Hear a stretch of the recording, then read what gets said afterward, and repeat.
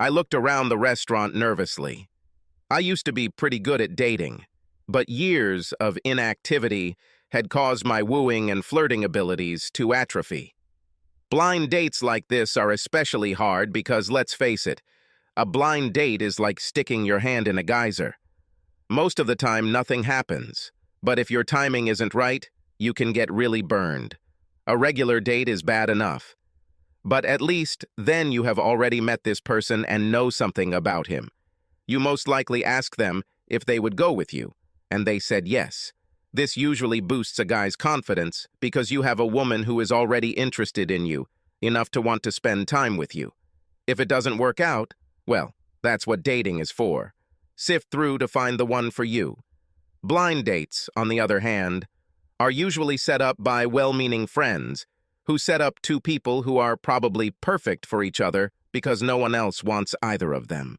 The people involved are usually described with terms like, "she has a great personality," or "he's a great guy." Once you get beyond your 20s, it gets even worse. People are starting to wonder why you were never married. Of course, the worst thing is when you are already married. If you're divorced, it's like saying that someone wanted you, but once they got the chance to live with you, they found out what was wrong with you and sent you back. Sometimes I think of divorced people as being like those characters from the Rudolph the Red-Nosed Reindeer Christmas special. They belong to the island of clumsy toys. I couldn't believe I was so desperate, but here I am. Before I could get further into my mental wanderings, a group of women appeared at the door. They all looked around the restaurant. At first I thought they were all together, but the way each of them looked around told me that wasn't the case. The first one must have weighed 400 pounds. Oh, please don't let it be her, I thought. Phew, the danger has passed. The woman at the other table waved to her. God, please let it be her, I thought, looking at the next one. Unfortunately, a man approached her and took her away. Wow, I'll probably have to sneak out of here.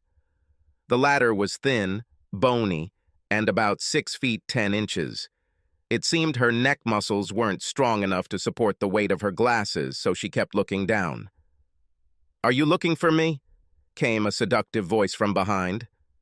I turned away from Big Ethel and was pleasantly surprised. She was about 5'4" and built like someone's wife. It was created for comfort. She was neither too fat nor too thin. She was perfect. She had a few extra pounds, but what would a normal woman in her mid-30s be without them? She had shoulder-length rich brown hair that flared out and was longer on one side in the front. Her blue eyes sparkled mischievously. She was still smiling at me. She had generous breasts and round hips, a little roundness in the belly. Her legs had probably been great once, and they were still very good. Overall, I was pleased. She wasn't a supermodel. She was the girl next door who grew up. "You're Rudy, aren't you?" she said, bringing me back to reality. Rudy," I said smoothly. She laughed, and it was the most beautiful sound in the universe. Suddenly, my legs became very interesting to me, and I had to look at them. She gently grabbed my chin. "Let me guess, you're a little nervous about meeting me, aren't you?" she asked. I nodded. "I think it's really sweet. You look good. There's no reason to be nervous. Let's have a great dinner and get to know each other better, okay?" With a couple of sentences, she restored my confidence. When dating, what men really need is confidence. Women usually control everything. We ordered. She took some strange thing that she said she loved. I was confused.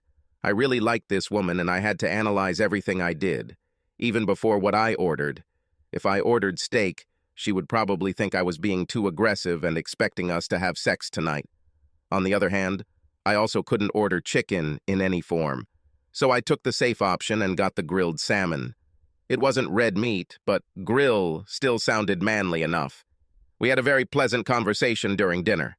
We laughed a lot and smiled at each other a lot. We seemed to have similar personalities, and I began to wonder why this woman was single. After the meal, she suggested we get some ice cream and go for a walk because she enjoyed our time together and wanted to get to know me better. This is where the real bedlam began. "Ice cream," I snorted. My usually calm face distorted at the mention of this. "You don't like ice cream?" she asked tenderly. I think she was afraid I would panic. She may have recognized something in my eyes, but her smile returned. "I think there's a story here, don't you?" she asked. I pursed my lips and nodded. "So let's skip the ice cream and just go for a walk along the boardwalk until you tell me about it?" I paid the bill and we walked out the door. We went to the embankment near the entrance to the restaurant. It was a cool evening, so I gave her my jacket. The moon was high in the sky and illuminated the night and the river beautifully. I really liked this woman and wanted to get to know her better. In my imagination, I saw us together, so she had to find out sooner or later. "I've been married before," I began. "I'm a widower." "Me too," she said quickly. "More than once? 3 times, actually." "Well, it must be something like this with you," I said. "You're so sweet. I couldn't imagine anyone ever wanting to leave you, so I didn't think you were divorced." "Are you really so cute?" she said, grabbing my hand and hugging me. The position we were in had my hand resting on the side of her generous breasts, and yes, that made me aroused. "Come on, tell me your story," she said. "I had been married about 8 years when I realized this," I said. "I was on a business trip and was halfway to our house when I noticed the ice cream in front of it." My wife Justine was last in line with 2 or 3 children. She was wearing only a t-shirt and tight shorts, which made me realize that she was probably working in the garden. When the last of the kids paid for their ice cream and left, I noticed Justine sitting down in the ice cream and it pulled away. I was shocked. I couldn't think of any reason for her to get into the ice cream. I went home and unpacked my things while I waited for her to return. When she came in, she looked at me nervously, and I could tell she had done something wrong. She came over and tried to kiss me, but I pulled away. I still haven't decided what to do. The first thing that came to my mind was to file for divorce right away in the morning. I gave it up because, I didn't have any concrete evidence. And B, in our state, she would get half of everything. I really didn't like the idea of paying this bastard to keep cheating on me. I think deep down, I loved her and didn't want to just throw away our happy life. But I think even then I knew that my life with Justine was over. Justine was a beautiful girl. I say girl because even in our 30s, she was built like a high school girl. She didn't have pom-poms, but she had everything else. Strong, muscular legs, round little butt. God, how I loved her. "What's wrong, dear?" she asked. "I think I have a cold," I said. "I'm going to take a shower," she smiled. "I'll cook dinner, and then we can spend time together." The way she said it, I could tell she wanted to try and give me guilt sex. I hardly ate. In fact, I was just pushing food around the plate. "Well, if you're not in the mood to eat, maybe we should take a nap," she said. "Actually, I'm not in the mood to sleep either," I said. "Me too," she said, smiling at me. "Justin, I've been on the road for a while," I said. "I need to take care of some things." "But," she began. "Maybe later," I told her. I headed to the garage. When I really need to think, I wash my car. My car, that is, my 2009 45th anniversary Mustang GT, not the Ford Fusion. I drove for business trips and work. I didn't go into the house until Justine fell asleep. The next morning, I got up early and left the house. I was too sad to go to work, so I called my boss. I told him that I had caught some kind of infection and needed a couple of days to get better. He was so pleased with the sales I made during my business trip that he told me to take as much time as I needed.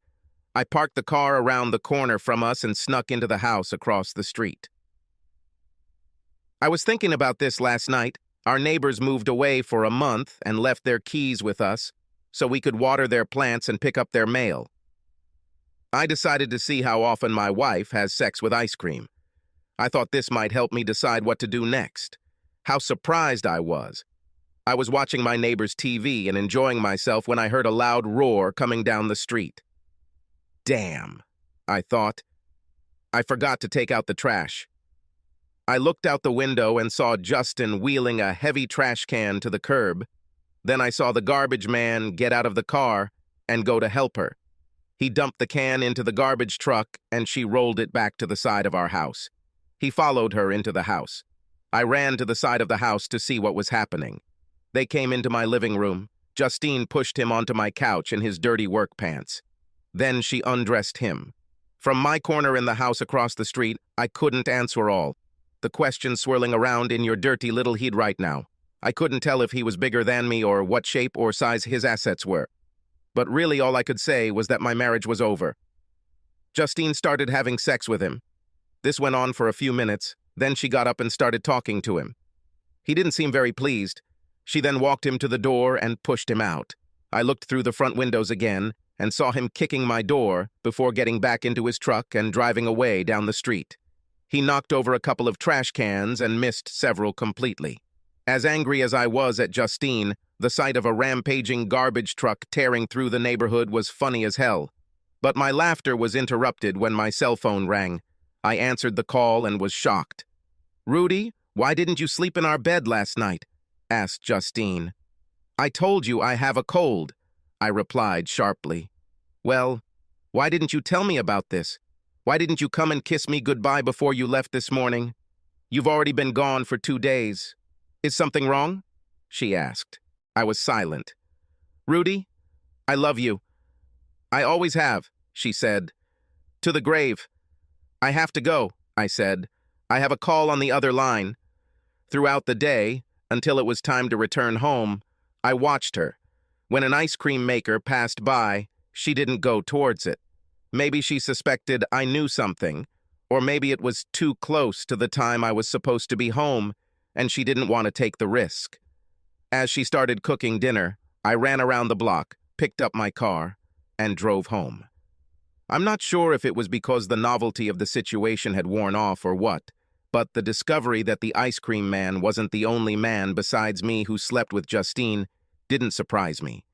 What really surprised me was that she tried to kiss me when I walked in the door. "Why don't we have a quick dinner and then go for a ride?" she asked.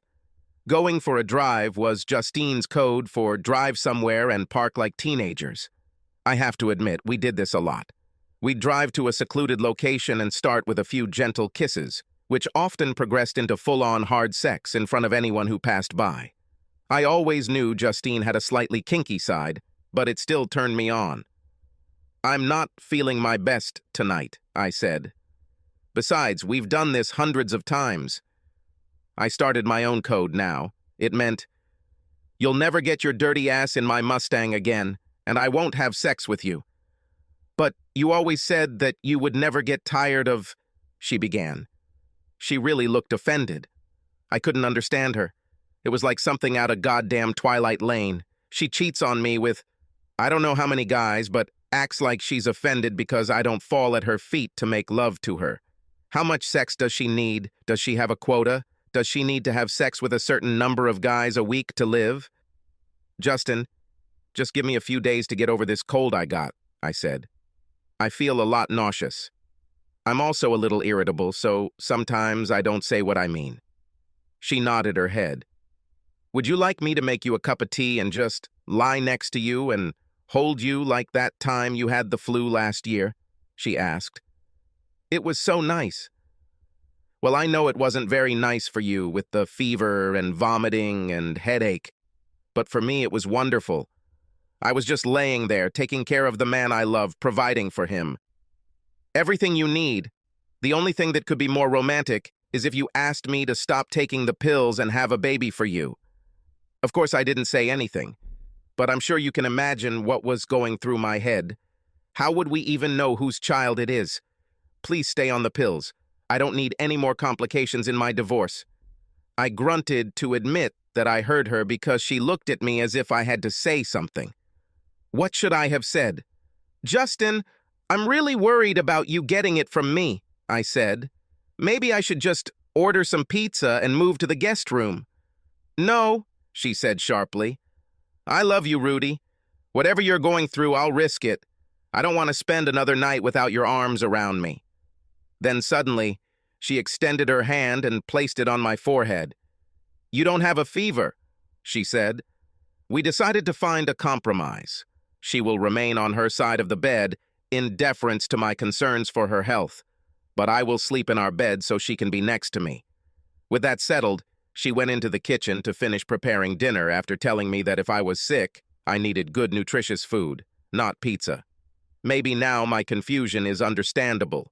I just couldn't figure this woman out. Not that any man could ever fully figure out any woman, but this was the woman I loved until yesterday. On the one hand, she cheated on me with at least 2 other men. On the other hand, she claimed to love me deeply and seemed genuinely concerned about my well-being. Both situations seemed true. But how could this be? If she loves me so much, how could she treat me so disrespectfully? It didn't make sense.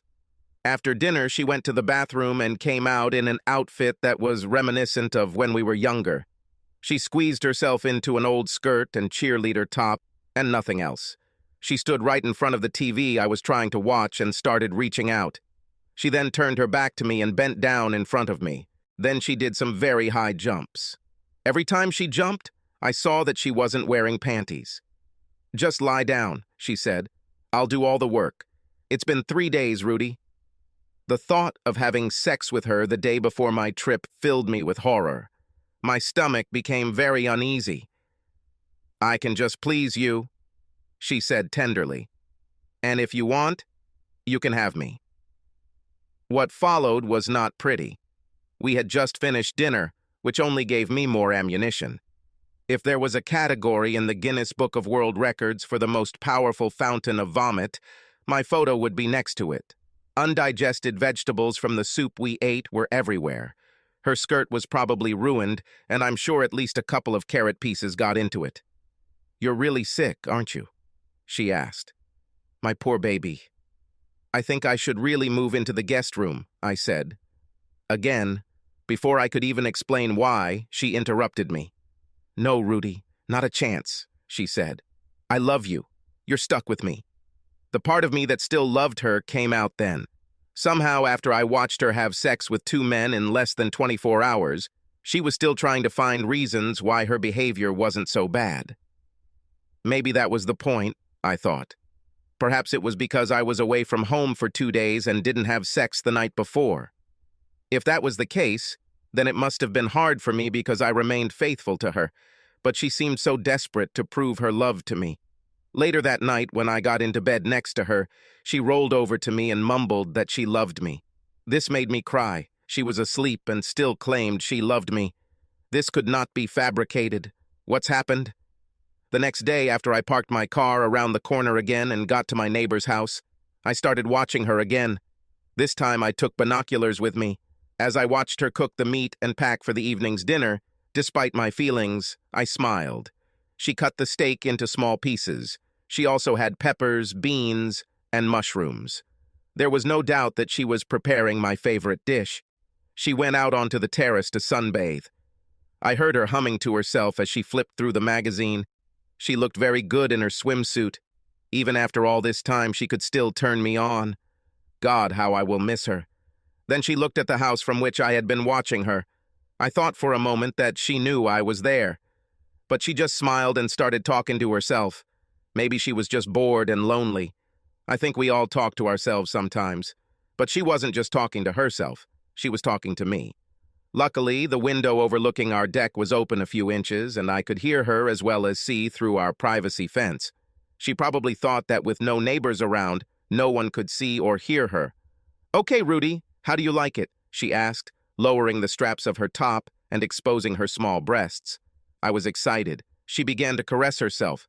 I couldn't help myself. I began to be self-satisfied. It felt kind of dirty to do this while you were watching your own wife caressing herself, imagining that it was you. I felt like an idiot for peeking at her. She dozed off in the sun, clearly tired. "Justin, don't fall asleep in the sun, you'll get burned."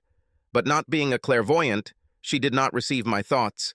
I looked at her body. She still had the body of an athlete, slim, tapering hips with sculpted calves that were slightly larger than truly proportionate. Narrow hips, but a full, bulbous butt, like 2 hemispheres, that made seeing her in a skirt almost a religious experience. Her tummy was still flat, even though we were both in our 30s. This was the body I loved. It was mine, damn it. I said vows and went through courtship and rituals to earn him.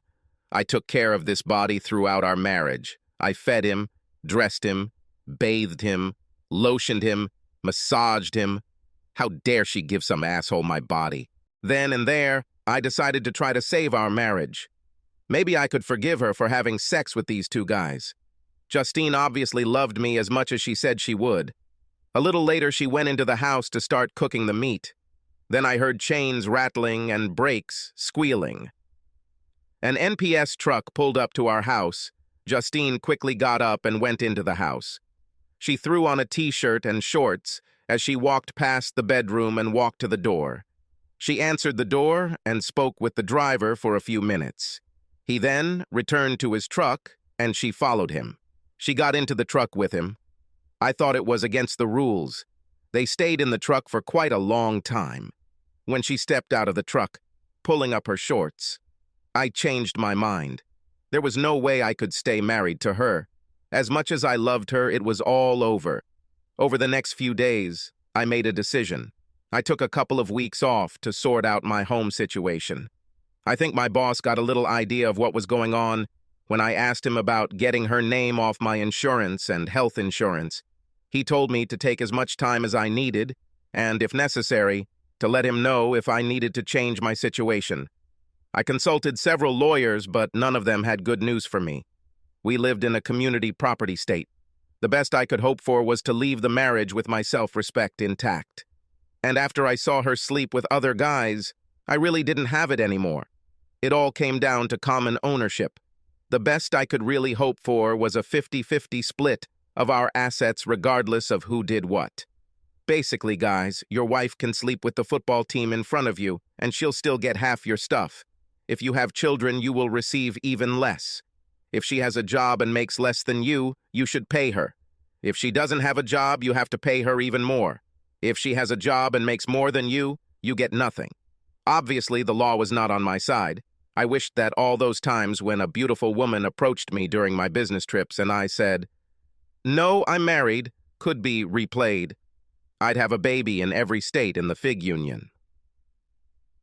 By the end of the next week, I was ready to go back to work. I had an almost exact schedule for Justine. On Monday, she had sex with the ice cream man. On Tuesday, with the garbage man. The mailman came on Wednesday, and the NPS driver came on Thursday. Friday, Saturday, and Sunday were supposedly all mine. Every weekend since we were married, unless I had to travel for work, we were inseparable. We've always been like this. I thought about my options. I had 3. I could pretend I didn't know what was going on and hope it was just a phase she was going through. I hoped that her love for me would eventually prevail and she would stop. Of course, there was nothing stopping her from starting again. The next option was to confront her and tell her to stop. I would tell her straight up that if she doesn't stop, we'll break up. We would, of course, have to go to consultations, which would cost me money. I loved the idea of paying money because she couldn't keep her legs together. The third option, of course, was divorce. Just take and survive this blow, hoping for a favorable judge who will not force me to pay her for too long. I also hoped that she would find someone else and marry him. This option would be better than if she simply moved in with someone else. In this case, I would pay him to sleep with her. And make no mistake, life is not sweet for divorced guys. I'd be stuck in some crappy economy apartment, barely making ends meet. Hell, insurance on my Mustang would probably bankrupt me. God, my future's so bright I need sunglasses. Maybe I could get a part-time job working at some suicide prevention hotline. By the time I returned to work, I was a ball of nerves. It seemed like trouble was coming at me from all sides. At home, Justine clung to me. She was as excited as a cat in heat. Sometimes she would even take my hand and put it down her shorts just to show me how much she said she wanted me. Of course, I was used to washing my hands with one of those industrial cleaners as soon as it touched me. You know, the ones so strong they rip your skin off like acid. There was also a time when she came over while I was polishing my car. I had just spent an hour washing it and was almost ready. She was wearing a short skirt, and she lifted one leg and placed it on the hood. In our younger days, I would have had sex with her right there in the driveway. While we were having dinner that night, she looked me in the eyes, saying it was time. I realized that this is so. Do you understand what I'm talking about? She whispered tenderly. smiling at me. "Yeah," I said, smiling back. In my head, I thought it was time to get rid of your cheating ass once and for all. Before she stained my Mustang, I was content to just play the waiting game, because no matter how bad I felt, there's nothing worse than having a beautiful woman hanging on your every word and seemingly worshiping the ground on which you walk. If I could just get over the fact that she sleeps with 4 other guys all the time, life would be heaven, wouldn't it? "It's time for us to have a baby," she said. "I don't care about what we said about waiting until we were a certain age. I don't care about all the trips we wanted to take or how much money we needed. I don't need a big house. You have everything I need, and you'll be everything our baby needs. You're getting better. I think that cold is finally letting you go after almost 3 weeks. You're almost back to your strength, baby, so it's time for you to get me pregnant. Women just know how to ruin everything you plan. We always wanted a house full of children." She came and knelt in front of me. She kissed my hand as if she was going to propose to me. "Do you swear to have sex with me to pieces?" she asked me seriously. "Do you know that you are the only one who has ever been here?" she said, caressing herself. It took a heroic effort. But I managed to remain calm. I even managed to maintain my calm appearance. This bitch was a sociopath. She was as good a liar as some salespeople I knew. The type of person who can assure you that the special fuel additive they sell you will increase your car's power, clean your fuel injectors, and seal your cylinder head leaks all at the same time. Deep down, they know it's just gasoline. But they charge you $50 for 2 ounces.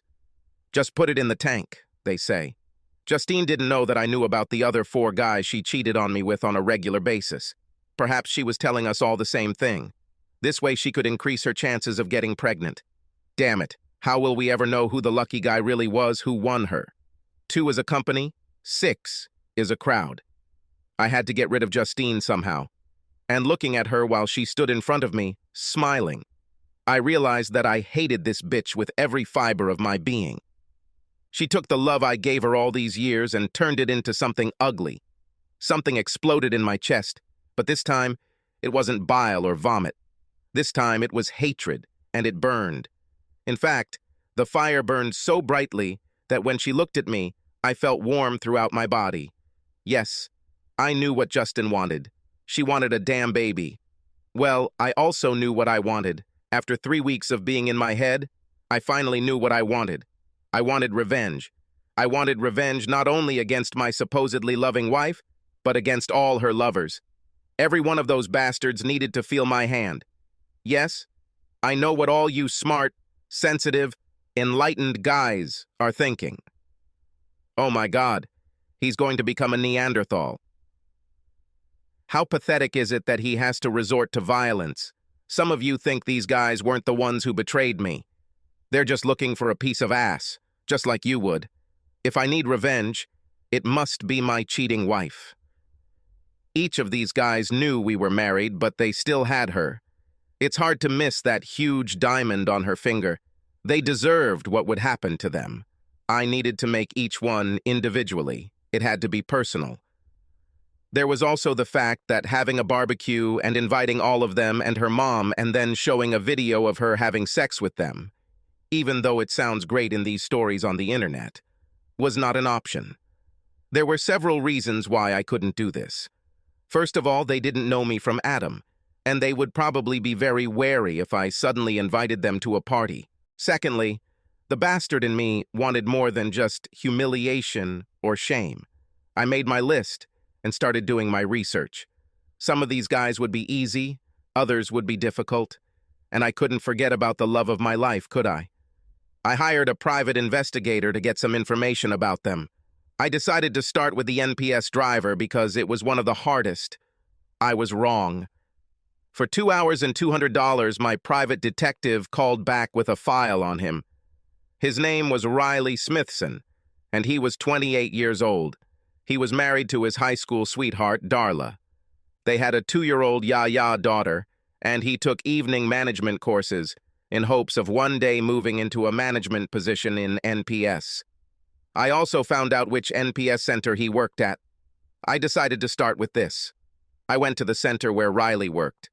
I went to the counter where you drop off packages you want to return or pick up packages you missed 3 times. A very cheerful woman of about 25 sat behind the counter. When she looked to see if there were any packages for me or my address, I spotted someone I could really use. In the place where the trucks were preparing to leave, I noticed her. She was probably about 5 feet tall, about 200 pounds, and had the loudest mouth on the loading dock. She didn't have anything good to say about any of the guys working there. The woman behind the counter came back and said she couldn't find any packages for me. When she saw where I was looking, she shook her head. "This is Nancy," she said. "She's a bitch. Everyone here thinks that she only acts this way because she needs a good core. Well, you know what I mean. I really did it. But I wouldn't give it to her if I could help it. But who knows how far I'm willing to go in the name of revenge." "I'm going across the street to get my damn coffee," Nancy screamed. "When I get back, all this shit better be taken care of." She continued ranting for at least another 5 minutes. I quickly left and went across the street to Starbucks. There were only 3 or 4 free tables, so I took the central one. A few minutes later, Nancy came in. She waved to the waitress and was a regular, so there was a large steaming cup of coffee in front of her before I was served. I pretended to look at her out of the corner of my eye, but did it in a way that, although it was very obvious, seemed like I was trying not to get caught. I also got up and walked past her several times. Every time I did this, I made sure to look at her huge rack and then look away. After my second trip to the magazine rack, she looked at me with her mouth open. Finally, she just took her cup and came and sat down at my table. "What the hell is your problem?" she snapped. I looked at her as if someone had just killed my puppy in front of me. The expression on my face was one of unimaginable pain and anguish. Some of this was real. I told her how bad I felt when I discovered Justine having sex with me. The expression of anger on her face lessened slightly. She looked at me with interest. "Oh, you'll never understand," I said sadly. "How can someone like you relate to what I'm going through?" "What are you talking about?" she asked. She spread her arms and now leaned forward, and I could see her breasts in all their glory. They were fucking amazing. If you took them off her body and put them on someone else, I would love that person. "You've made me lose track of what I'm here for," I said. "As soon as I saw you, I needed to get a better look at you, so I came over here. I'm sorry, but God, you—" "I what?" she asked. "Are you saying that you were following me?" I could tell she was intrigued. She leaned further forward. Her plunging cleavage was now fully visible. If she moved any more, her shirt would fall open and her breasts would be exposed. "My marriage is over," I told her. "The last straw was when I found out she was sleeping with another man, but I have no proof. If only I could catch them off guard like they do on TV, I could get a divorce and be free to find someone new. How are you?" Her eyes have become bigger than those huge donuts they try to sell you, along with your coffee. "Who is this bastard?" she asked. "One of your truck drivers," I said slowly. "But don't worry about it. I'll figure something out. Today and meeting you is the best thing that's happened to me since I found out. I'm sorry. I'm sure you're married or busy, but don't be surprised if you see me from time to time just to look at you. I'm Nancy," she said, and she smiled. That smile changed everything. Her face transformed from the poor evil I had seen at the NPS center to that of a rather attractive woman. "Rudy," I said, smiling back. "Why don't you walk me back across the street?" she said. I could tell she was torn between wanting to go back to work and wanting to stay with me. We got up and left Starbucks. As we crossed the street, I grabbed her hand as if I wanted to make sure she was safe. She looked at me, smiling so hard it felt like her face was split in half. As we approached the building where she was about to enter, she slowed down. She walked so slowly that it seemed like it would take us hours to reach the door through which she was supposed to enter. She was clearly stalling for time. I pulled her to a secluded corner and hugged her tightly. Her eyes grew even larger, but she did not resist. I grabbed her waist, pulling her even closer to me, and I heard her moan. Our position made her huge, soft breasts press against my chest and stomach, but she didn't care. I lowered my hands until they were just above her big butt, and then stopped. Her head was already thrown back, and her eyes were closed. The first thing you need to know is that I'm a guy. I'm completely healthy and haven't had sex since I found out Justin was cheating on me. At least not with anyone other than himself. When I said no, that really wasn't what she wanted to hear. I truly believe that Nancy would be willing to take her pants off and have sex with me right there in the daylight if this continued. Her eyes widened, as if the loss of contact between us was painful. She said. Then her gaze focused on the drop of saliva under my right eye. She thought it was a tear, just as I had planned. No, I said, even sadder and slower. Why? She moaned, as if I had just told her that, although she held the winning lottery ticket, she couldn't claim the prize. Because no matter what Justine has done, I'm not cheating, I said. I want you so bad, but it will have to wait, at least until I get divorced. How could my next woman trust me if I cheated on my last one? She carefully weighed my words and, as is usually the case with people, she heard only what she wanted to hear. All she heard was next woman and ex-wife. These two phrases in her head already meant our marriage. She grabbed my hands and pulled them back to her curvaceous waist, holding them there. I don't want to let you go, she said, taking a step forward so that her chest was pressed against me again. But I have to admit, I like that you take your promises seriously. So while I really wish we could call in sick right now and not go to work, I respect your wishes, but don't delay. She took a piece of paper from her pocket. She tore off a corner of it and traced it with her finger. This is my work number. I have a break at 3 o'clock in the afternoon. Call me then and I will give you my house and mobile numbers, she said. Then she left, leaving me in place. I swear when she left, her ass was swaying much more than before.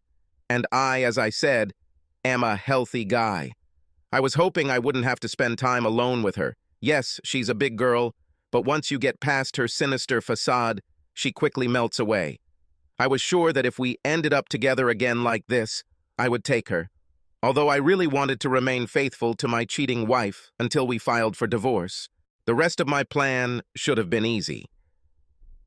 When I got back to my Mustang, I called Riley's house. I spoke to Darla and told her that I work for NPS and Riley would be the first in our month-long driver awards program. He will receive a certificate, a day off with pay, and a 2-night stay at his choice of hotels. I wasn't sure when he would receive the award next week because we wanted to surprise drivers somewhere along their route. She assured me that she would be ready anytime I called and that she would keep the secret until then. I needed to hurry up with my plans if I wanted to get everything done next week. Riley was fine. My private investigator arranged for me to meet several local gang members. Once we stopped posing and agreed on a price for what I needed, everything went very smoothly. Over the next 2 days, I watched Justine and she still stuck to her schedule. I noticed that her connections were very short, never lasting longer than 10 minutes and sometimes even less.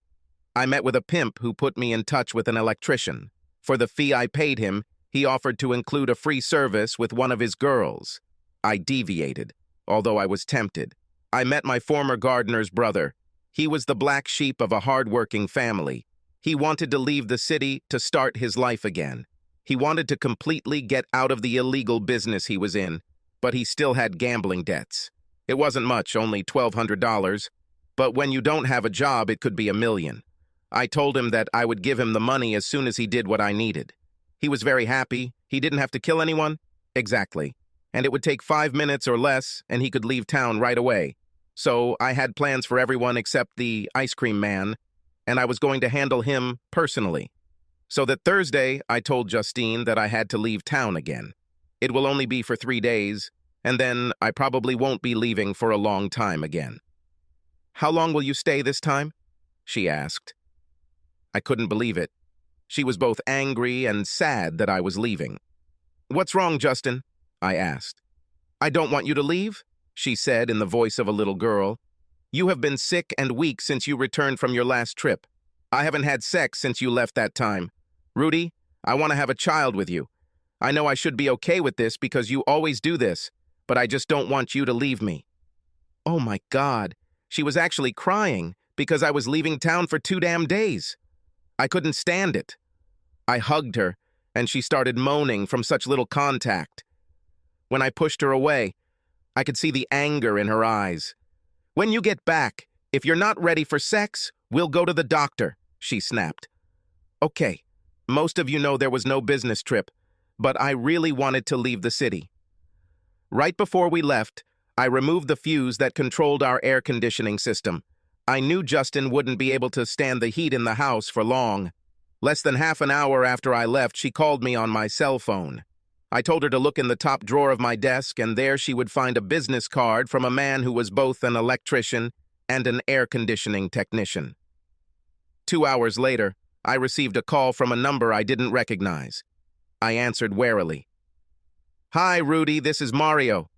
It was the weirdest sex I've ever had," he said. "Have you slept with her yet?" I asked. My heart sank. Not only did Justine sleep with someone she'd only known for an hour, but she had sex with Mario in our house. "She said she might call me tomorrow too, but it would be the last time," he said. "I'm sure she got what you wanted, but it wouldn't hurt to give her another dose just to be sure." "Whatever," I said. "I'm telling you, that bitch didn't even give me a mem—" He started before I cut him off. "I have to go," I said sharply. As much as I hated Justine at that moment, hearing the details of what she allowed him to do and not do would not have improved my self-esteem, but it fueled that fire of revenge that still burned in my soul. I spent Saturday at the Michigan Auto Show. It was called Mustang Memories. There were over 800 Mustangs from all eras of this car model's history. I got a lot of ideas to customize my car. I decided to wait until my marriage ended before I started working on it. However, the most surprising thing I saw at the show wasn't actually a car. It was a woman. Why not? After all, I'm a healthy man, so I'm going to watch, right? Either way, she must have been the most beautiful woman in the world. She had long waves of red hair and drove an orange Mustang with green trim. Every time I saw her, I couldn't look away. In general, after several hours of being tired of this red-haired beauty, I decided to go home. I was sure that Mario had already fucked Justine again, so there was no point in me staying away from home any longer. The first stage of my plan was completed. I took revenge on Justin. Now the rest. I returned home early. I pulled up to the house, and the deep hum of my Mustang's MagnaFlow muffler announced my presence. I entered the house and collapsed on the sofa. Justine came in and sat on my lap. She told me how much she missed me and how much she loved me. I continued to look around the room. "What are you looking for?" she asked. "I don't know," I said. "I was just thinking about all these movies and stories where the husband leaves town, and while he's gone—" Justine threw her head back and laughed. "I would never do that," she said. "There is no treason here." Then she took my hand and placed it on herself. "This belongs to you," she said. "I swear to you on my father's grave that no man has been with me since we got married. Since the day we met, in fact." I looked into her eyes and could not detect any signs of deception or lies. It made me feel really bad about what I did to her. "I'm not a saint," she continued. "There were a couple of cases when I was touched in places that are prohibited. But that's all. Not even a kiss. You are the only man I love and will love all my life." "What about this touching thing?" I asked. "Don't worry about it," she laughed. "Oh my God, you're jealous. Do you still love me?" I have to admit, I was a little worried since we haven't done this for weeks. I decided right then and there, if she could lie, so could I. She lifted her shirt and rubbed her bra-less breasts. "Oh, someone still wants me, doesn't they?" she asked. "Oh, shit," I screamed, my face showing anguish. I fell to the floor and started holding myself between my legs, rolling back and forth. I hoped I wasn't overacting. "What's wrong with you, Rudy?" she screamed.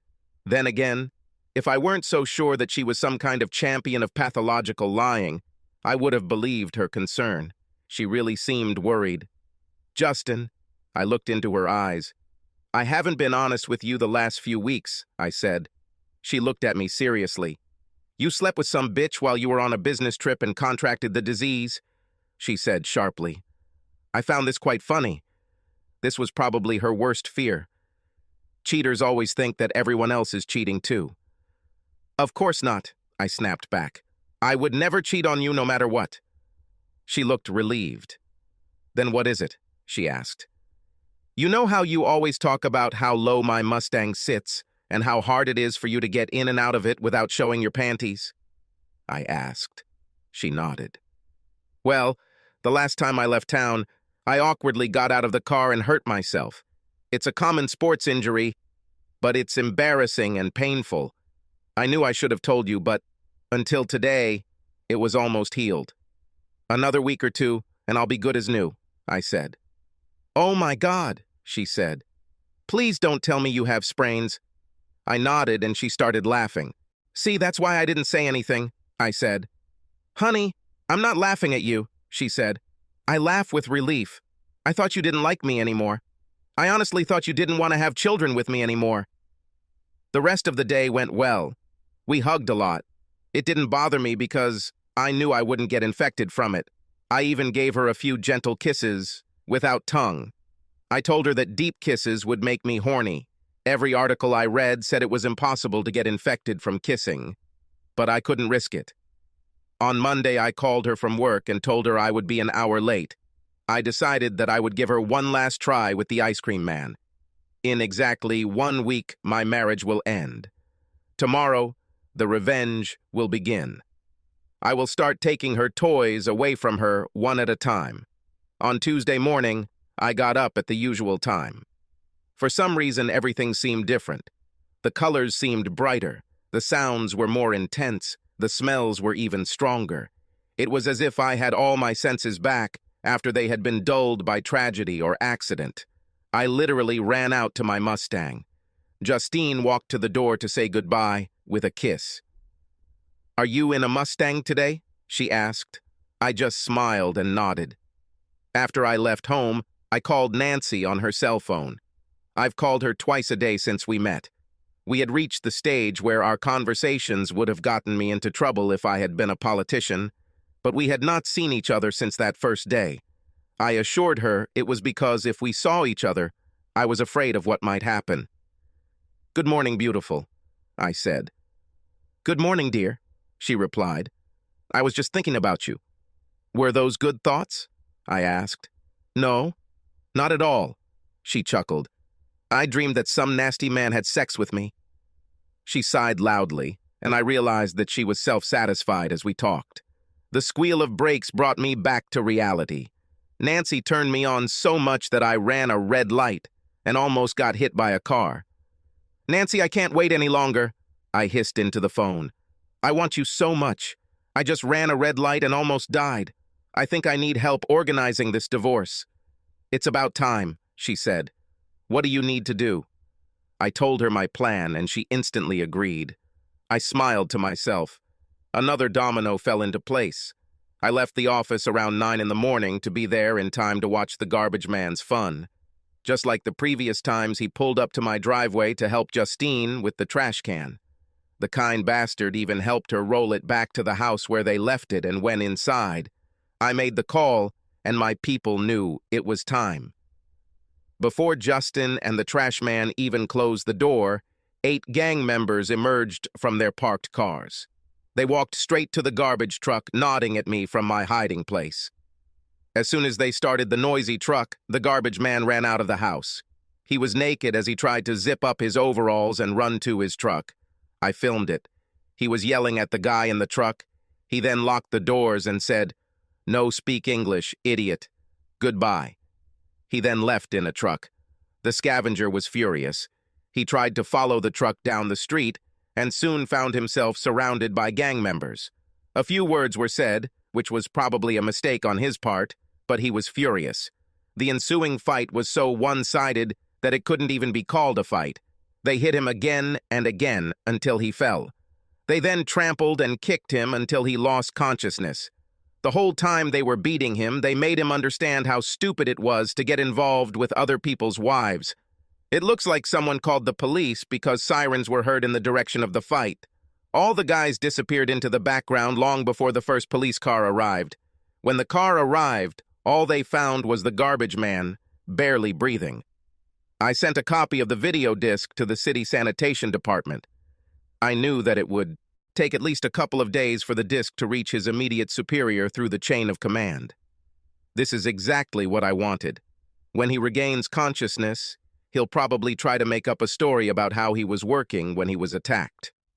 Once his boss gets that CD and sees him running out of my house naked while his truck gets stolen, his career will be over. I licked my finger and made an imaginary mark on my invisible chalkboard. When I got home that night, Justine was a little tense. The funny thing was that she didn't even know what happened to the garbage man until one of our neighbors came and told us about it. What was even funnier was that she didn't even know the name of the man who had been having her every Tuesday for I don't know how long. I hugged her while we were watching TV on Tuesday night. "How long?" she asked. "Maybe another week, 10 days maximum," I replied. "I would wait for you forever," she said. "You will, bitch," I thought. On Wednesday morning, I woke up to a snake squeezing me. It was Justin the snake.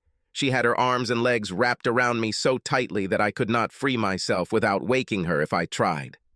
"Love you so much," she purred as I headed into the shower. "No rain, no snowstorm, no hail," I said. She said, abruptly opening her eyes. "I love you, and next week we will have sex without delay," I said. She smiled and fell asleep again. I left for work convinced that every color in the spectrum had somehow become brighter. Around 3 o'clock in the afternoon, I called Justine. Our postman usually arrived at about 3:10 o'clock. I wanted her to know that I was at work. I made my secretary talk to me in the background to confirm in her mind that I was actually at work. And I was. When Bill Pinder, our married mailman, walked down the street, he didn't know he was being filmed. He delivered a letter or two to a nearby house and then pushed his cart towards my house. Although he didn't take any letters with him, he walked to the door where Justine greeted him. They walked inside, closing the door behind them. Exactly 6 minutes later, he left the house looking disappointed, buttoning his pants as he walked. Before he could reach his cart with several canisters of tear gas, a pit bull dog attacked him, knocking him to the ground. The angry dog beat him brutally for several minutes, breaking several bones and tendons so that he could not walk for several years. His days in the postal service were probably over. Just like his marriage, his wife visited him in the hospital. She was very beautiful and loved him very much. I didn't like handing the disc to one of the orderlies and asking him to give it to her. In fact, I almost changed my mind about doing it. But I looked at this woman and saw something of myself in her, the part where she was hopelessly in love with a man who cheated on her over and over again. At least this way she would know the truth. What she chose to do with this information was up to her. The next day I checked the hospital again. I used the name of one of our neighbors when I made the appointment. I thought they would never be able to track down my deception unless Arnold Ziegler actually showed up at the hospital at the same time as me. In any case, the poor postman's wife didn't visit him all day. The medical staff was a little worried because she promised to return in the morning. When they called to find out when she was coming, she told them to tell this cheater that he could contact her through her lawyer and that she had put all his things in his brother's garage. When I woke up Thursday morning, the colors were still a little brighter, but I was nervous. This was the hardest part of my plan because Justine had to be there. This meant that, since I was not yet ready to let her know that I knew about her actions, I could not be present again, just like the previous day when the fact of my being at work while the dog attacked our mailman made me the typical unsuspecting husband if the police were to investigate. Again, a few minutes before the NPS truck arrived, I was on the phone with Justine. When she heard the truck arrive, she let me go. From the video taken by my private investigator, the timing was perfect. Justin and Riley were just getting out to the truck when Nancy pulled up in an NPS vehicle. Riley's wife, Darla, was with her. Nancy used her key to open the truck door and walked in on Riley, just as they were about to have sex. Darla screamed at Riley and burst into the truck, punching him several times. She then unleashed her fury on Justine, who tried to escape. Darla attacked Justine's back and hit her 4 or 5 times. She then turned her over and delivered a powerful blow to Justine's right eye. Riley tried to lift his pants while Nancy clicked the camera, thinking it would help me with the divorce. "You're fired, Riley," she screamed in a voice loud enough to be heard in the next state. "But he began. "Go home. Don't even think about going back for your things. We will send them to you," Nancy said sharply. "Yeah," Darla said. "And don't you dare come home. I want a divorce. I'll take everything you have. You'll never see Megan again, and I'll sue your bitch too."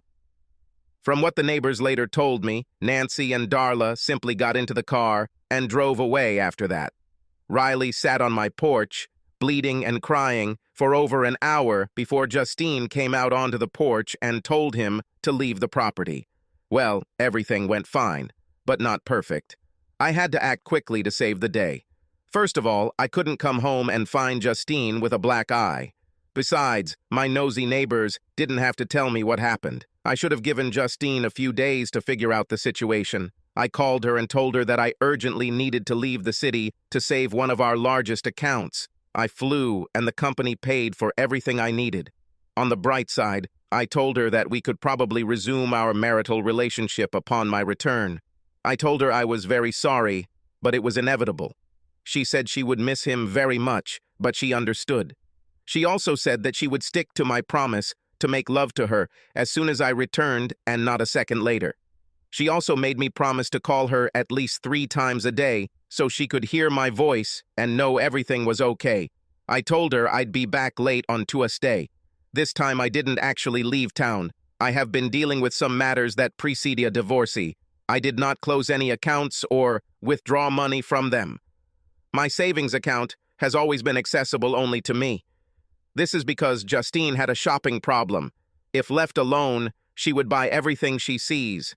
So she always had access to a checking account and a couple of credit cards in her name, which I paid for, but nothing else. I changed the direction of depositing my salary and bonuses into the new account I opened. But if Justine had checked our checking account balance, it would have been the same as yesterday. The only difference would be that from that day on, not a penny would come to him. I also spent 2 days looking for a nice new apartment, which I hoped to move into by Tuesday evening. I ordered furniture and installed cable TV after I paid a deposit to the complex manager. The last thing I needed to do was find a friend. I spent 2 days in a curvy chat room until I found exactly the guy I was looking for. I arranged to meet him in person and sat at the bar telling him how wonderful Nancy was. I called Nancy and asked her to meet me at a bar I liked, and Brandon was there too. I introduced them to each other and told Nancy that he was my friend. I explained to her that I was on my way to getting a divorce thanks to her. I also told her that my lawyer warned me against starting anything new until the paperwork was signed. She promised to wait for me, but I could tell by the way they looked at each other that she wouldn't. Nancy was really an important part of my plan, and I wanted her to get something out of it, so I was glad they got along. I liked Nancy and would probably sleep with her easily, but I didn't see her as the love of my life. On Monday morning, I called Justine as usual to wish her good morning. She said she woke up with dark spots under her eyes and hoped they would disappear when I returned. She seemed to be hoping to explain away the remains of her bruisa this way. "Honey, I wouldn't care if you had 2 bruises and looked like a raccoon," I said. "I want you so much that we might not make it to the front door tomorrow night." She was very happy to hear this. She started telling me on the phone about all the things she was going to do to me. Some of them, I must admit, I had never even heard of before. Anyway, I've always gotten along great with my mother-in-law, so when I called her to tell her my plan to surprise Justine with the great news that I'd been offered a sales manager position and wouldn't have to travel anymore, she wanted to be there.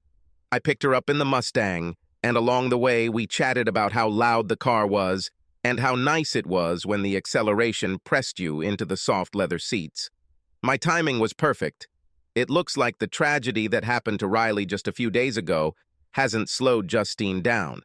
Her mother was shocked when we saw Justine looking around to make sure no one was watching, then slipped into the ice cream truck. She didn't see us because we were halfway up the neighbor's driveway behind their huge, unkempt hedges. "Why is she coming into this van?" asked her mother. Shock was written all over her face. "I don't know, but I'm going to find out," I said, pretending to be angry. In fact, I knew for sure that they would do it. To keep the kids from running to the truck, they drove to the L at the end of our block. It was a dead end, and couldn't be seen from the main street. She stayed in the truck for about 10 minutes, then got out and ran home. That's why she always wore those damn shorts. Perhaps she also wore them because they were easy to put on and take off. But that was just my theory. We pulled up to the truck, and I got out with my mother-in-law right behind me. I pulled open the door and saw Justine having sex with the ice cream man.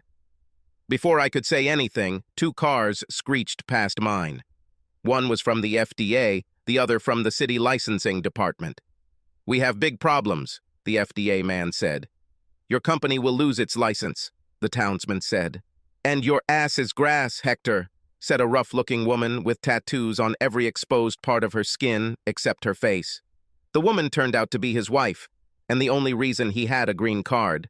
As I walked away from the truck, Justine yelled at me to wait. She needed to explain herself. As usual, her next stupid statement was that it wasn't what I was thinking. I turned sharply and looked at her. "So you didn't just screw the ice cream man right in front of me, your mom, and all the other people?" I asked. "Did you have sex with him in close proximity to open containers of food intended for children?" "Justine, how could you be so stupid?" asked her mother. "I just got in my Mustang and drove away. That evening, Justine called me 114 times. I turned off my phone after the first call, but we live in a digital age, so my iPhone's call log shows how many times she called. Unfortunately, since I chose a 32GB iPhone, all 114 messages were saved on it. When I came to work the next day, she was waiting for me in the parking lot. "Rudy, I love you so much. Please let me explain," she asked. She looked like hell. She must have been crying all night. To be honest, I didn't feel that bad.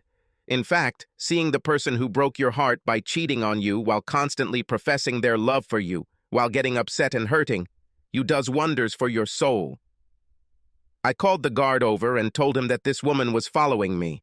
"But Rudy, isn't this your wife? The one you always talk about and tell us all how much you love until we get tired of hearing about it," he said. "That was yesterday," I snapped. His description clearly made Justine even more aware of how much I loved her.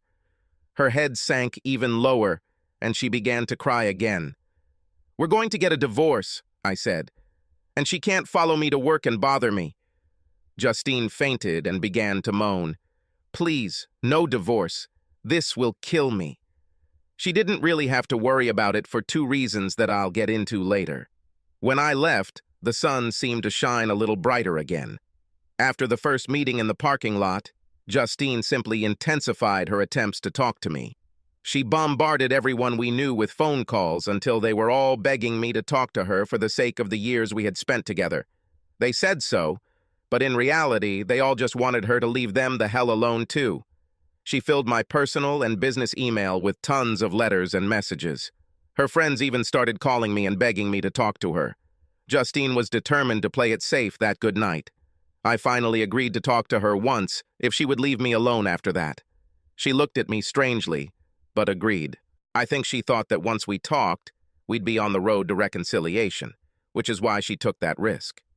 She asked me to tell her where I was staying, and she would meet me there. She could cook us dinner and everything. I laughed in her face. "I take a different route home every night.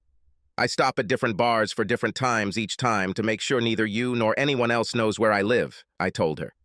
"I will come to your house on the night you choose," I told her. "Damn it, Rudy. This is our house, not my house. I have no job. My name isn't even on the mortgage, and our children will be able to live in comfort," she said. "Not anymore," I joked. "Thank you for reminding me. Tomorrow I will submit my resignation and hand over the house to you." "But I don't need this house," she cried. "I just want you to." "You sure have a funny way of showing me this," I snapped. "Justine, if I'm so wonderful, why did you cheat on me?" "Rudy, it wasn't a scam," she said. Her eyes filled with tears again. "Like I said," I told her, "I will come to your house any evening you want. Let's see, Yesterday was ice cream day. There was a garbage man today. Tomorrow, the postman will arrive, and on Thursday, your packages will be delivered. What day should I come? She started crying again and told me that I just didn't understand it. If I just listened to her, everything would be fine. Who, Justine, will be fine? I asked. How will all this be good for me? Will your explanation somehow ease my pain and erase the memories of you having sex with different men? I guess Justine hadn't thought that far yet. She just looked down. I just wanted to talk about it and get it all over with. What night would you like me to be there? I repeated. Tonight, please, she said in a very quiet voice. I can't take another night away from you. When I got home that evening, I must admit, I was pleased to be there. Justine was waiting for me when I arrived, and she was doing her best. She was wearing a light sundress that reached about 4 inches above her knees. Her legs were tanned as always, and she did her hair and makeup as if we were going to town. I'm so glad you're back, she said, grabbing my hand. I could already smell the pepper steak and my favorite beef rice. We sat down on the couch, and as her legs spread and her dress lifted, I noticed she wasn't wearing panties. Easy access, she said when she noticed me looking. Let's get down to business, I said. Start talking. The sooner you say everything, the sooner I'll leave. No, she answered sharply. Fuck this. You said I could explain myself, so I need to do it my way. We'll have to compromise on some things, but this is my meeting. I simply nodded and looked at my watch. Why are you looking at your watch? She asked. I might have a date, I grinned. Her face sank again. Despair was written all over it. But then she just smiled and said, well, you better cancel it because you'll be stuck here for a long time. I just rolled my eyes at that. We'll have a nice dinner together, she said. Then we'll go and sit on the sofa in front of the fireplace and we'll have sex. Then we'll talk. I'll explain my point of view as I see it, and you'll answer. Then we'll make love again and go to bed. If you really think that we need it, we can go to counseling. I agree to dinner, I said. This is probably the last time I'll get this meal, so I might as well enjoy it. There will be no sex, not before, during, or after. Hell, most likely never again. I won't sleep here. This isn't my home anymore. Damn, I can't believe I'm sitting on this damn couch where you are. Her eyes widened in shock, and a hand covered her face. How long did you know? She asked. When I came back from Chicago, I caught you getting into the ice cream man, I said. So you really didn't have an injury? You just didn't want to sleep with me, she hissed. Not for nothing. I was going crazy trying to figure out why you didn't want to kiss me anymore, and you haven't told me you love me since then either. She started crying again. I couldn't stand it. I hugged her. I tried to look at this evening as one of those farewell quizzes you take with your guidance counselor before graduation. All your grades are in and you've passed, but you're both just sitting there talking about what's happened to you over the last 4 years and how each of you saw it. You see yourself as a solid, well-liked mid-career student. She sees you as a lazy, isolated loser who could be a great student and very popular if only he could get his head out of his ass and put in the effort. Justine put the food on plates, and I noticed that instead of sitting across from each other, she sat us next to each other at the corner of the large table. She held my left hand in hers while we both ate with our right hands. It was really damn romantic. We sat there holding hands, not letting go, no matter what, by the light of just one scented candle.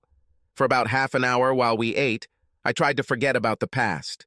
I pushed the hair away from her face and looked into those eyes that I had loved for half my life, and suddenly I started crying too. After dinner, we held hands and headed to our couch. I started a fire in the fireplace while she leaned against me from behind, pressing her small breasts against my back. God, how I wanted her at that moment. But I knew that under no circumstances could I do this. It turned out to be a night of lies and confusion. She was completely honest with me, but she was either stupid or confused.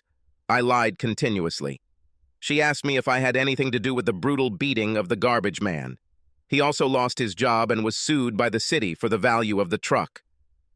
I told her that not only was I not responsible for this, but before she told me about it, I knew nothing about it. She started talking about the postman. I asked her what happened to him. She told me how he was bitten by a fighting dog. I asked her when it happened and reminded her that we were in touch at that time or a little before. Same with the NPS driver whose wife sued her. We were in touch. She even hung up to go and have sex with him. No, that's not my style at all, I told her. The only person I ever did anything to was you and the ice cream man.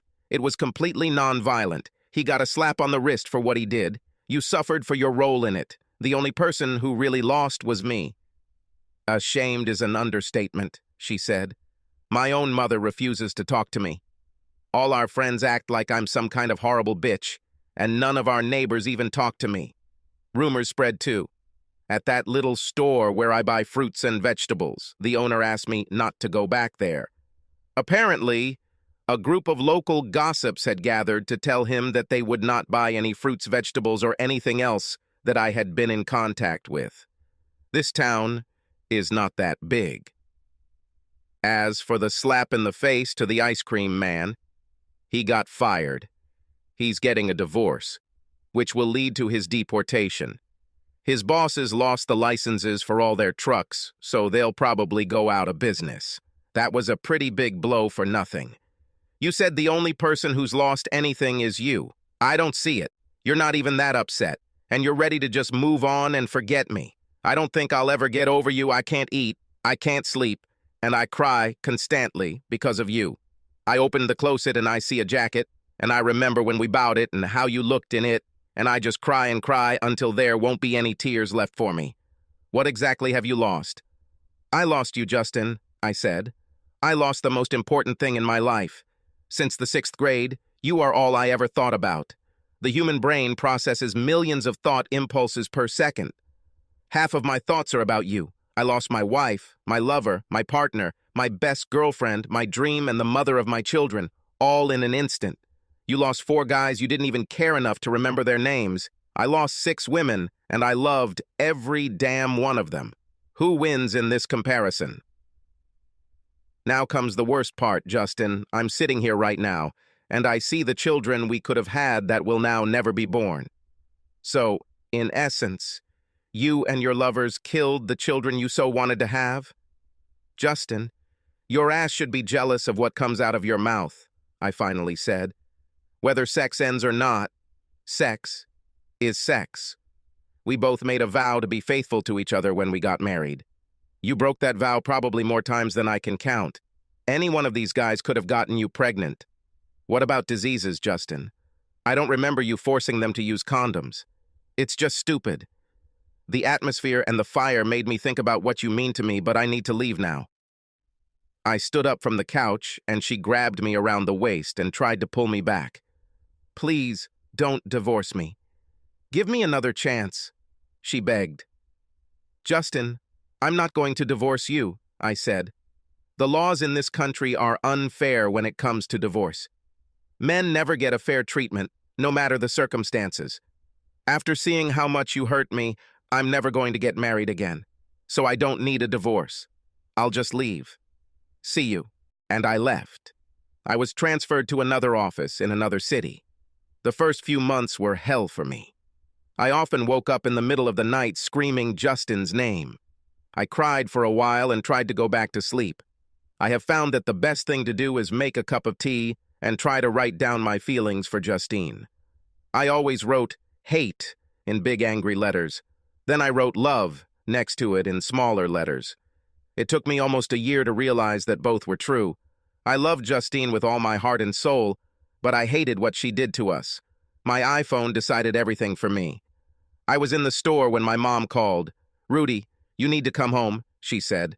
This is Justin. How can you tell when you love someone? People always ask this question. Is it some magical combination of proteins or amino acids that takes over the brain? The devil knows. But I know that when you love someone and someone tells you that they need you, you drop everything and go to them immediately. And that's what I did. I didn't go home to get clothes. I didn't call and say I wouldn't be at work. I didn't even go to the cash register. I just walked away and left my cart in the middle of the store. To hell with milk. Damn the balls. Justine needed me. She didn't look good at all. She was like a skeleton. She did not take care of herself and never received treatment for her gonorrhea. Apparently, she didn't know that she was still insured by me and that insurance would pay for any necessary treatments. I sat by her bed and watched her sleep.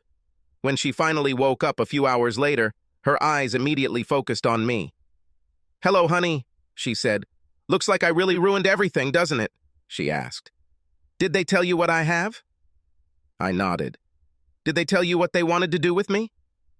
I nodded again as tears rolled down my cheeks. "Thank you for coming to see me," she said. "I know you don't want to hear it, but I still love you. I always will.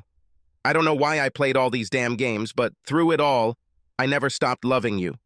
You're a part of me, and you always will be. I guess I should also tell you that there was another guy. He was an electrician." She started crying while saying this. "If I could just keep my legs together, you and I would still be together. We'd be happy, and maybe I'd be pregnant right now. I see her too, you know," she said. "Justin, I set you up," I said with tears rolling down my cheeks. "I did it because of you. I was mad at you for sleeping with those guys, so I arranged to ruin their lives and give you an STD. I thought you'd be even more ashamed when you had to go to the clinic for treatment. I just wanted you to feel a little of the pain I was feeling. It's my fault." She smiled at me then and shook her head. "Damn, Rudy, you did all this because of me? You ruined 3 marriages and hurt or injured 2 men because of me? You really should have loved me almost as much as I love you. You didn't make me sleep with them. Most women we know wouldn't let a strange man into their homes, much less. None of this is your fault. It's all mine. I was just a stupid girl playing games. I tried to have it all right away. But if it makes you feel better, you really hurt me. None of your revenge plans worried me, Rudy. I was indifferent to all these men. And although I am ashamed to say it, their loss of health, wives, or children in general, I didn't care. But when you left me, Rudy, I almost died. I just didn't want to live. I didn't care about myself because I didn't care." She took my hand and pressed it to her chest. "My heart beats only for you, Rudy. I'm not trying to blame you for anything, but you should know what's going on here. If it's so important to you that I live, you should give me something worth having. Live. Otherwise, why should I go through the operation?" She didn't need any more words. We both knew what she wanted, and although my mind was completely against it, I followed my heart. So yes, I'm a coward. I returned home to take care of Justine after surgery. I returned to my old job and cared for her until she regained her strength and stabilized the combination of medications needed to fight off multiple infections. She looked like her old self again. She became beautiful again. We spent every free minute together. We both seemed to understand that our time together was uncertain. Nothing was certain. We spent a lot of time lying in each other's arms in front of the fireplace. We talked about everything and nothing. Children were always a big topic of our conversations. Of course, there were things we couldn't talk about or do. Any mention of ice cream drove me crazy. "What is her name?" she asked one evening. "Our daughter you saw, the one who looks like me. What's her name?" "Julie," I said, crying. "Where did this come from?" she asked, wiping my tears. This was one of our main rules. No tears, no matter the circumstances. We just had to play with the cards we were dealt. Crying about it won't solve anything. "The first part of Justine is Jew," I said. "The last part of Rudy is lie. L is for love," I said. And that's all there was ever between us. She nodded, trying not to cry. Some of my neighbors look at me strangely when I walk down the street holding her hand tightly. But I do not care. It's my life, not theirs, so they have no say in what I do or who I'm with. We even had sex, if you can call it that. Doctors were amazed at Justine's recovery. They all apologized to us. They were forced to give Justine a full hysterectomy. Both of her ovaries and fallopian tubes were removed. Untreated gonorrhea damaged everything too much to save anything. Justine had known about this for weeks and refused. She decided that it was better to die than to lose the opportunity to have children. Ultimately, however, it was not gonorrhea that took her. After surgery and several courses of very strong antibiotics, She was declared free of the disease. I remember how happy I was when they told us this. Justine smiled a little and squeezed my hand, but I felt like something was still missing. It was Julie who took her from me. Justine simply couldn't come to terms with the fact that the thing she wanted more than anything in the world would now never happen. She still followed my logic from earlier that she killed our children because they never would. So one day, while I was at work, less than a year after we got back together, Justine swallowed almost 2 bottles of very strong sleeping pills and never woke up. She left me a short note. She loved me more than life itself, but she could not live knowing that she had killed our children. I collapsed. It took me months before I even shaved or washed my face, let alone anything else. Then the dreams began. I dreamed that Justin and Julie were waiting for me in heaven, so I tried to join them, but I couldn't. And 15 months ago, I started dating again. I've dated women. Some were good, some were bad. I even had sex with some. But finally, I think I'm truly ready to love again. The woman to whom I told all this smiled at me. We sat on a bench in front of the water surface. Her head was lying on my lap, and she was looking at me with the most wonderful expression on her face. It was a mixture of pleasure and happiness with a little bit of care. Looks like it was love. "Jennifer," she said, and pulled me to kiss her waiting lips. I smiled and nodded. "I think if we're going to get married and live happily ever after, you need to know that," she said.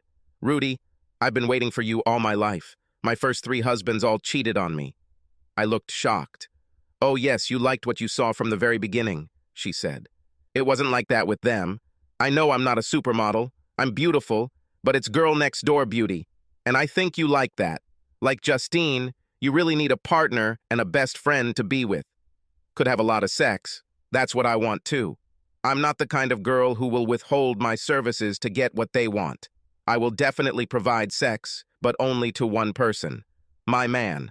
I'll stay with you forever, Rudy. I'll grow old with you.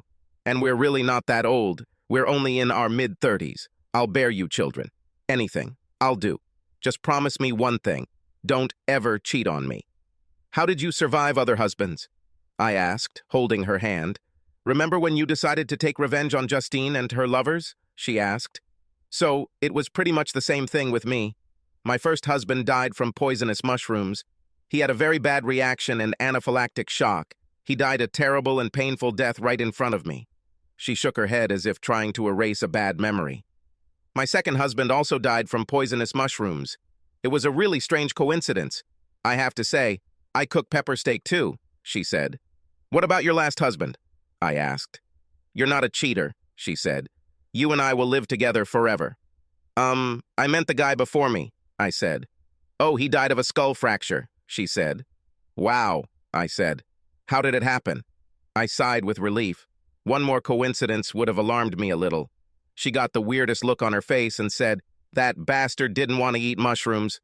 Subscribe to our channel so that your second chaff doesn't cheat on you, and go ahead and listen to the next story, because this story is nothing compared to the next one. If you're under 18, don't even think about listening to the next one.